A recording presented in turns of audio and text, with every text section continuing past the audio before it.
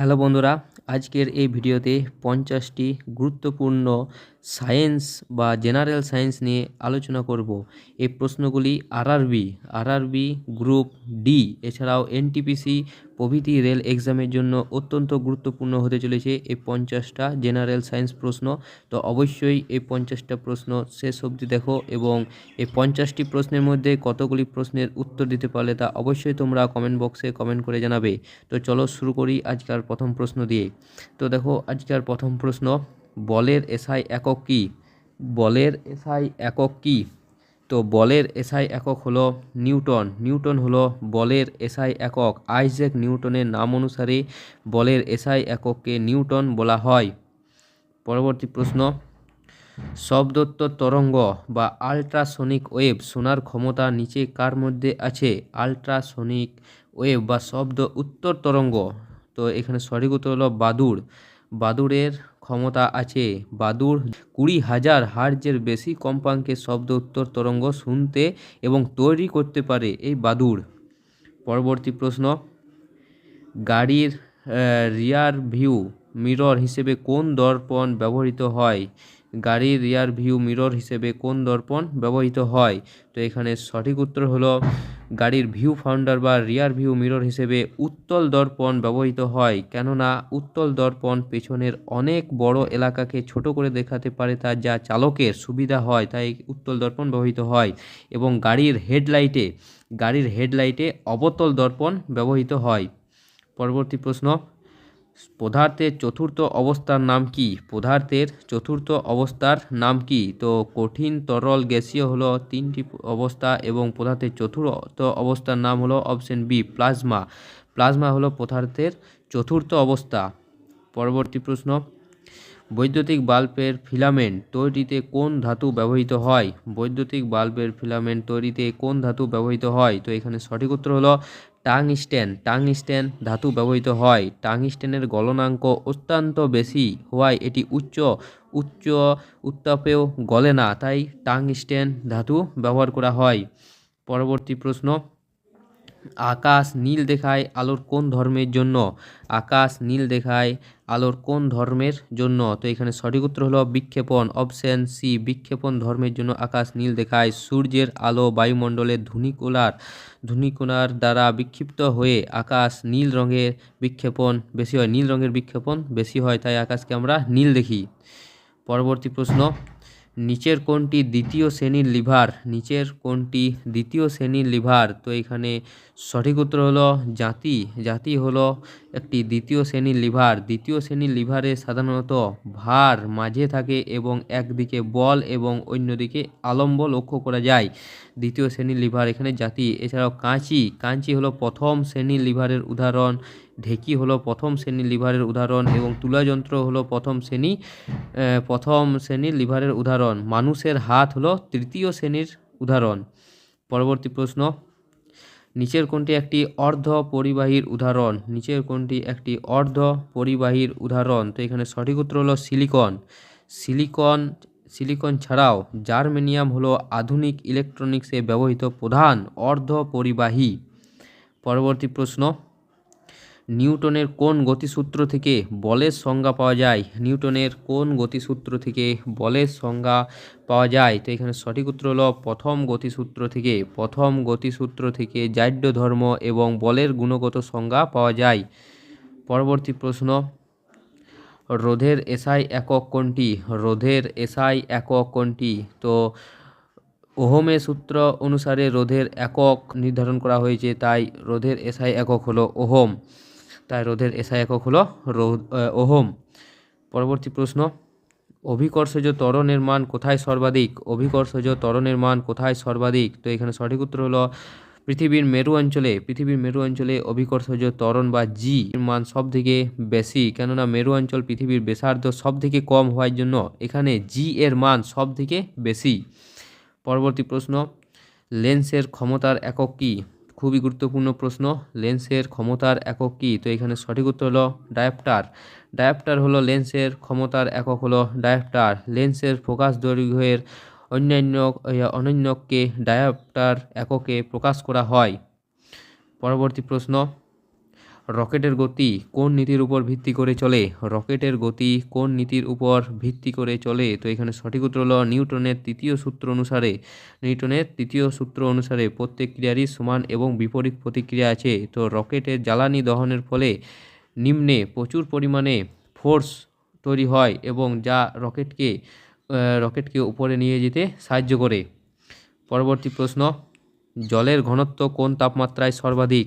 জলের ঘনত্ব কোন তাপমাত্রায় সর্বাধিক হয়? তো এখানে সঠিক উত্তর হলো অপশন বি, 4 ডিগ্রি তাপমাত্রায়, 4 ডিগ্রি সেন্টিগ্রেড তাপমাত্রায় জলের ব্যতিক্রান্ত প্রসারণের ফলে এই তাপমাত্রায় এর আয়তন সর্বনিম্ন এবং ঘনত্ব সর্বাধিক হয়।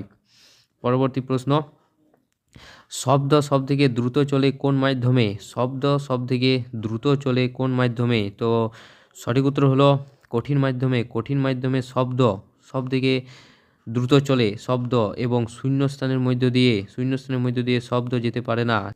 মহাকাশে যেসব গ্রহ নক্ষত্রের মধ্যে যে বিরাট আওয়াজ সবসময় ঘটে চলেছে তা শূন্য মাধ্যম থাকার জন্য শব্দ পৃথিবীতে আসতে পারে না, তাই আমরা তার কোনো আওয়াজ শুনতে পাই না। পরবর্তী প্রশ্ন, আধুনিক পর্যায় সারণীর জনক কাকে বলা হয়? আধুনিক পর্যায় সারণীর জনক কাকে বলা হয়? তো এখানে সঠিক উত্তর হলো হেনরি মোজলেকে। হেনরি মোজলেকে আধুনিক পর্যায় সারণীর জনক বলা হয়। তিনি প্রথম পারমাণবিক সংখ্যার ভিত্তিতে মেন্ডেলিফের পর্যায় সারণীর সংস্করণ করেন এবং মেন্ডেলিফকে পর্যায় সারণীর জনক বলা হয়। তিনি পর্যায় সারণীর উৎপত্তি করেছিলেন এবং মেন্ডেলিফ ভরের উপর ভিত্তি করে পর্যায় সারণী তৈরি করেন। তিনি হলেন পর্যায় সারণীর জনক এবং হেনরি মোজলে হলো আধুনিক পর্যায় সারণীর জনক। পরবর্তী প্রশ্ন, লাফিং গ্যাসের রাসায়নিক নাম কি? লাফিং গ্যাসের রাসায়নিক নাম কি? তো লাফিং গ্যাসের রাসায়নিক নাম হলো nitrous oxide. Option A, nitrous oxide হলো লাফিং গ্যাসের রাসায়নিক নাম, যার সংকেত হলো N2O। পরবর্তী প্রশ্ন, সোডার জল তৈরিতে কোন গ্যাস ব্যবহৃত হয়? সোডার জল তৈরিতে কোন গ্যাস ব্যবহৃত হয়? তো সঠিক উত্তর হলো কার্বন ডাই অক্সাইড গ্যাস ব্যবহৃত হয়। উচ্চ চাপে জলের সাথে কার্বন ডাই অক্সাইড মিশিয়ে সোডার জল তৈরি করা হয়। পরবর্তী প্রশ্ন, অম্লরাজ বা অ্যাকোয়ারেজিয়া কোন দুটি অ্যাসিডের মিশ্রণ? অম্লরাজ বা অ্যাকোয়ারেজিয়া কোন দুটি অ্যাসিডের মিশ্রণ? তো এখানে সঠিক উত্তর হলো HCl এবং HNO3। HCl এবং HNO3 3 ভাগ গাঢ় HCl বা হাইড্রোক্লোরিক অ্যাসিড এবং 1 ভাগ গাঢ় নাইট্রিক অ্যাসিডকে মিশ্রণকে অম্লরাজ বা অ্যাকোয়ারেজিয়া বলা হয়। পরবর্তী প্রশ্ন, পিতল কোন ধাতুর সংকর? পিতল কোন ধাতুর সংকর? তো এখানে সঠিক উত্তর হলো তামা এবং দস্তার মিশ্রণ হলো এই পিতল, যেখানে তামার পরিমাণ থাকে 60 থেকে 70 ভাগ এবং দস্তার পরিমাণ থাকে 30 থেকে 40 ভাগ। পরবর্তী প্রশ্ন, পর্যায় সারণীর সবচেয়ে হালকা ধাতু কোনটি? পর্যায় সারণীর সবথেকে হালকা ধাতু কোনটি? তো লিথিয়াম হলো পর্যায় সারণীর সবথেকে হালকা এবং কঠিন ধাতু। লিথিয়াম হলো পর্যায় সারণীর সবথেকে হালকা ধাতু। পরবর্তী প্রশ্ন, পিএইচ স্কেলে নিরপেক্ষ দ্রবণের মান কত? পিএইচ স্কেলে নিরপেক্ষ দ্রবণের মান কত? তো এখানে সঠিক উত্তর হলো 7। 7-এর পিএইচ স্কেলে 7-এর উপরে যত যায় তত ক্ষার বৃদ্ধি পায় এবং 7-এর থেকে যত কম যায় তত অম্ল বৃদ্ধি পায়। পরবর্তী প্রশ্ন, ক্যালসিয়াম কার্বনেটের রাসায়নিক সংকেত কি? ক্যালসিয়াম কার্বনেটের রাসায়নিক সংকেত কি? তো এখানে সঠিক উত্তর হলো CaCO3। ক্যালসিয়াম কার্বনেটের রাসায়নিক সংকেত হলো CaCO3। এটি মার্বেল পাথর বা চুনা পাথরের প্রধান উপাদান ক্যালসিয়াম কার্বনেট। পরবর্তী প্রশ্ন, এলপিজিতে প্রধানত কোন গ্যাস থাকে? এলপিজি বা লিকুইফাইড পেট্রোলিয়াম গ্যাস, এলপিজির ফুল ফর্ম। তো প্রধানত কোন গ্যাস থাকে? তো সঠিক উত্তর হলো প্রোপেন এবং বিউটেন এলপিজিতে প্রধান গ্যাস হিসেবে থাকে। তো বিউটেন সবথেকে বেশি থাকে এবং সামান্য পরিমাণে প্রোপেন লক্ষ্য করা যায়। পরবর্তী প্রশ্ন, লোহার মরিচা ধরা কোন ধরনের পরিবর্তন? তো এখানে সঠিক উত্তর হলো রাসায়নিক পরিবর্তন হলো লোহার মরিচা ধরা।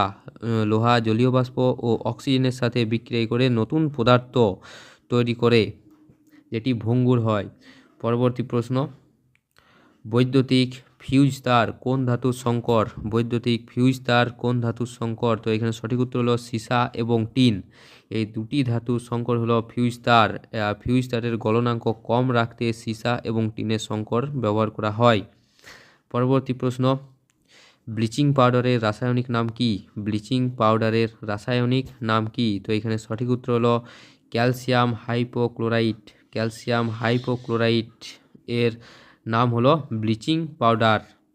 পরবর্তী প্রশ্ন, হিলিয়াম পরমাণুর বাইরের কক্ষে কয়টি ইলেকট্রন থাকে?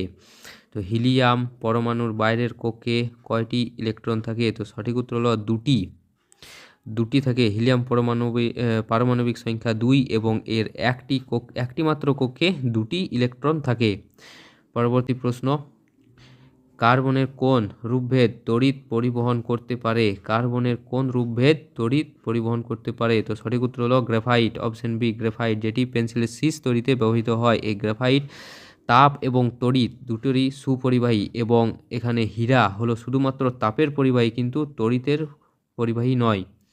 পরবর্তী প্রশ্ন, অ্যাসিড বৃষ্টির জন্য দায়ী প্রধান গ্যাস কোনটি? নিচের মধ্যে কোনটি অ্যাসিড বৃষ্টির জন্য দায়ী প্রধান গ্যাস? তো এখানে সঠিক উত্তর হলো SO2 এবং NO2 অ্যাসিড বৃষ্টির জন্য প্রধান দায়ী গ্যাস। সালফার এবং নাইট্রোজেনের অক্সাইডগুলো বৃষ্টির জলের সঙ্গে মিশে অ্যাসিড তৈরি করে, যেটি পৃথিবীতে এসে বিভিন্ন স্মৃতিসৌধ যেমন তাজমহল, মার্বেল প্রভৃতির উপর প্রভাব ফেলে।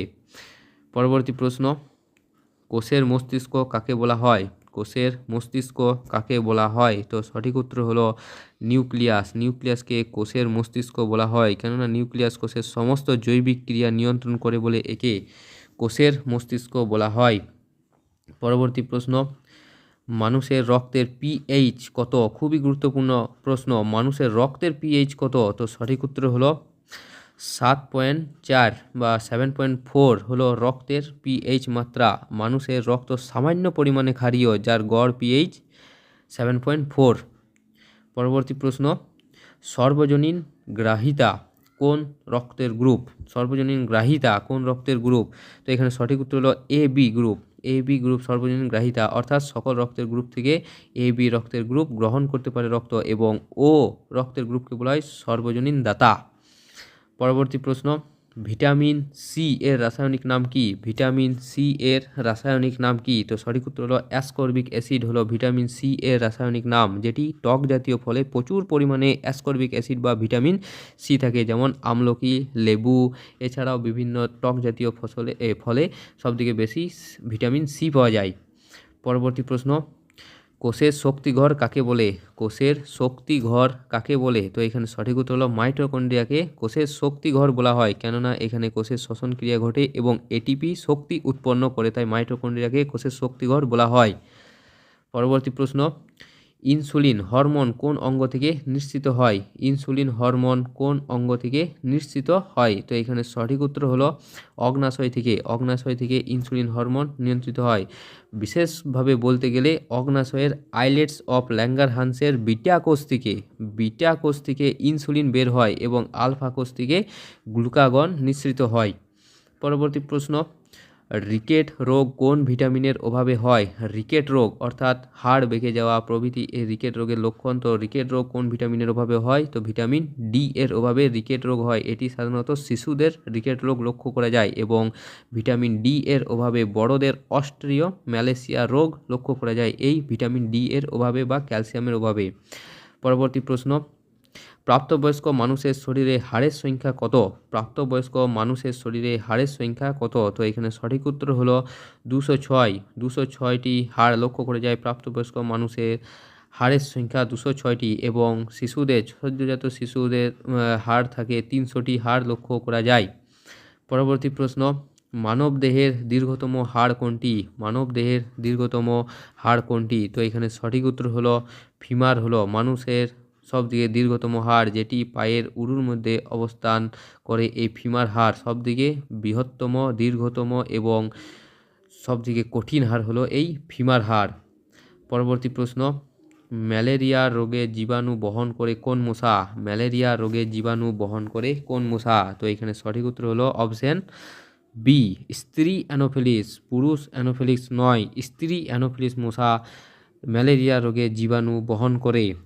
পরবর্তী প্রশ্ন, সালোক সংশ্লেষে কোন শক্তি কোন শক্তিতে রূপান্তরিত হয়? সালোক সংশ্লেষে কোন শক্তি কোন শক্তিতে রূপান্তরিত হয়? তো এখানে সঠিক উত্তর হলো আলোক শক্তি রাসায়নিক শক্তিতে রূপান্তরিত হয়। আলোক শক্তি রাসায়নিক শক্তিতে রূপান্তরিত হয় সালোক সংশ্লেষের সময়।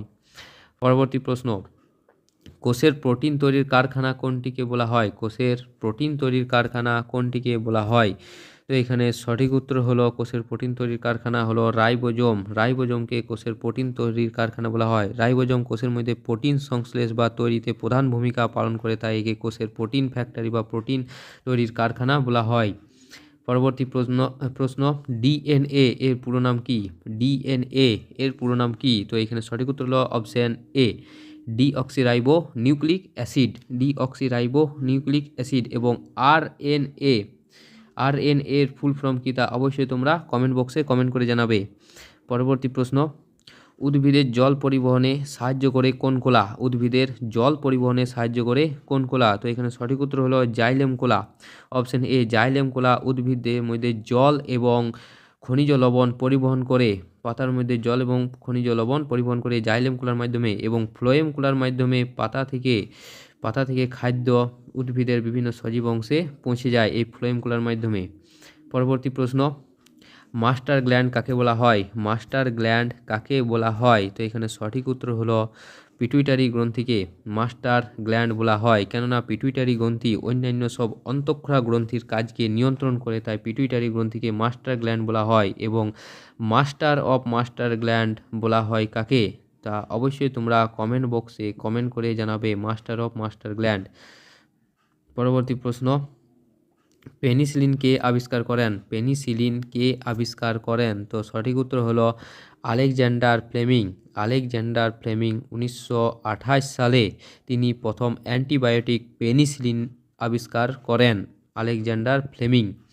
পরবর্তী প্রশ্ন, রক্তচাপ মাপার যন্ত্রের নাম কি? রক্তচাপ মাপার যন্ত্রের নাম কি? তো সঠিক উত্তর হলো রক্তচাপ মাপার যন্ত্রের নাম স্পিগমোম্যানোমিটার। রক্তচাপ মাপার যন্ত্রের নাম হলো স্পিগমোম্যানোমিটার। পরবর্তী প্রশ্ন, মানুষের বৈজ্ঞানিক নাম কি? মানুষের বৈজ্ঞানিক নাম কি? তো সঠিক উত্তর হলো হোমো স্যাপিয়ান্স। হোমো স্যাপিয়ান্স হলো মানুষের বৈজ্ঞানিক সম্মত নাম হলো হোমো স্যাপিয়ান্স। পরবর্তী প্রশ্ন, কোন ভিটামিনটি জলে দ্রবণীয়? কোন ভিটামিনটি জলে দ্রবণীয়? তো জলে দ্রবণীয় ভিটামিন হলো ভিটামিন বি। এছাড়াও ভিটামিন বি ছাড়াও রয়েছে ভিটামিন সি। এইগুলি হলো জলে দ্রবণীয় ভিটামিন। এবং ফ্যাটে দ্রবণীয় ভিটামিন হলো এ, ডি, কে, এবং ভিটামিন ই হলো ফ্যাটে দ্রবণীয় বা স্নেহ পদার্থে দ্রবণীয় ভিটামিন। পরবর্তী প্রশ্ন এবং আমাদের শেষ প্রশ্ন দেখো, ডায়াবেটিস রোগ কোন হরমোনের অভাবে হয়? ডায়াবেটিস রোগ কোন হরমোনের অভাবে হয়? ডায়াবেটিস বা বহুমূত্র রোগ। তো এখানে সঠিক উত্তর হলো ইনসুলিন হরমোনের অভাবে। ইনসুলিন হরমোনের অভাবে রক্তে শর্করার মাত্রা বেড়ে যায় এবং ডায়াবেটিস রোগ হয়। এবং এই গ্লুকাগন রক্তে শর্করার মাত্রাকে বাড়াতে সাহায্য করে। তো বন্ধুরা, এই ছিল আমাদের 50টি গুরুত্বপূর্ণ সায়েন্সের প্রশ্ন। তো এই 50টি প্রশ্নের মধ্যে কতগুলি প্রশ্নের উত্তর দিতে পারলে তা অবশ্যই তোমরা কমেন্ট বক্সে কমেন্ট করে জানাবে। এবং ভিডিওটা যদি ভালো লাগে তো অবশ্যই লাইক করতে ভুলো না এবং চ্যানেলটাকে সাবস্ক্রাইব করতেও ভুলো না। তো দেখা হচ্ছে পরের ভিডিওতে। ধন্যবাদ।